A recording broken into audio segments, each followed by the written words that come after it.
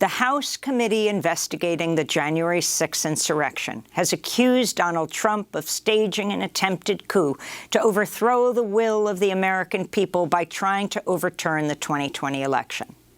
In its first hearing, this one in primetime, the House committee revealed Trump's own Attorney General, William Barr, as well as Trump's daughter Ivanka, thought there was no basis for Trump's claims of election fraud.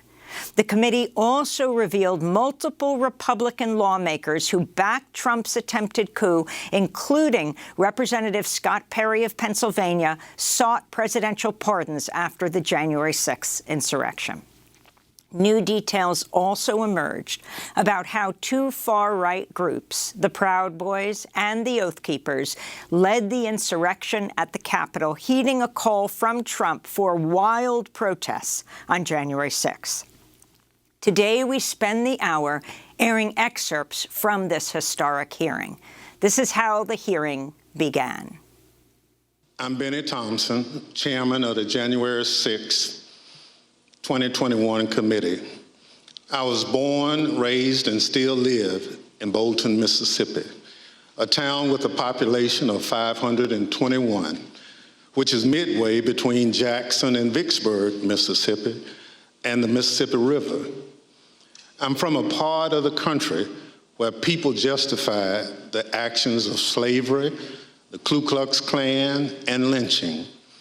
I'm reminded of that dark history as I hear voices today try and justify the actions of the insurrectionists on January 6, 2021. January 6 Committee Chair Bennie Thompson is the only African-American in Mississippi's congressional delegation. His district includes most of Jackson, and it's the only majority black district in the state. He went on to talk in detail about what he described as Trump's attempted coup. Donald Trump lost the presidential election in 2020. The American people voted him out of office. It was not because of a rigged system. It was not because of voter fraud. Don't believe me? Hear what his former Attorney General had to say about it. I warn those who watching that this contains strong language. No, just what I've been through. I had three discussions with the president that I can recall. One was on November 23rd, one was on December 1st, and one was on December 14th. And I've been through sort of the give and take of those discussions. And in that context, I made it clear I did not agree with the idea of saying the election was stolen and putting out this stuff, which I told the president was bullshit. And, I didn't want to be a part of it, and that's one of the reasons that went into me deciding to leave when I did. I observed, I think it was on December 1st, that, how can you can't live in a world where the incumbent administration stays in power based on its view, unsupported by specific evidence, that there was fraud in the election.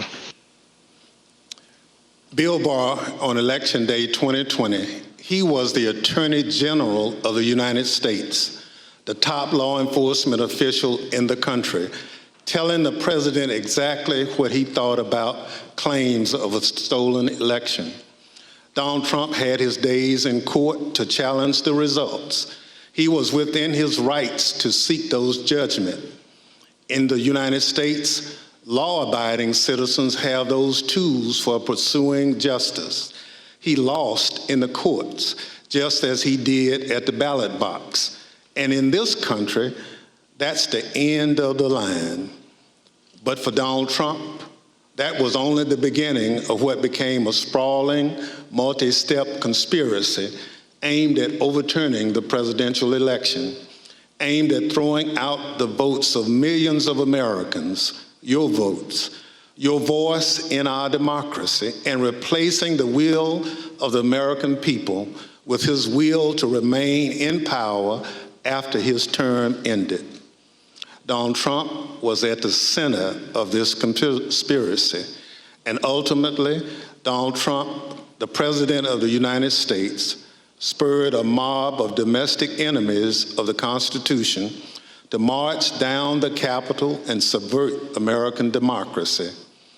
Any legal jargon you hear about seditious conspiracy, obstruction of an official proceeding, conspiracy to defraud the United States boils down to this. January 6th was the culmination of an attempted coup, a brazen attempt, as one rioter put it shortly after January 6th, to overthrow the government. The violence was no accident. It represented Trump's last stand, most desperate chance to halt the transfer of power.